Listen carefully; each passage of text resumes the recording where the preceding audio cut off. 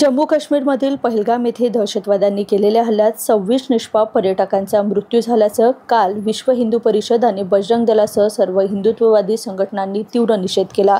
शुक्रवारी 25 एप्रिल रोजी अमरावती बंदची हाक देण्यात आली आहे। त्या अंतर्गत आज सकाळपासून दुपारी 3 वाजेपर्यंत शहरातील सर्व बाजारपेठा आणि व्यापारी प्रतिष्ठाने बंद ठेवण्यात आली आहे। हिंदूवर कट्टरतावादी शक्तींनी केलेला हा हल्ला आहे। याशिवाय या हल्ल्यादरम्यान दहशतवाद्यांनी मोदींना जा आणि सांगा म्हणत केंद्र सरकारला आव्हानही दिले। त्यामुळे हा दहशतवादी हल्ला हलक्यात घेता येणार नाही असंही यावेळी बजरंग दलाच्या कार्यकर्त्यांनी म्हटलं।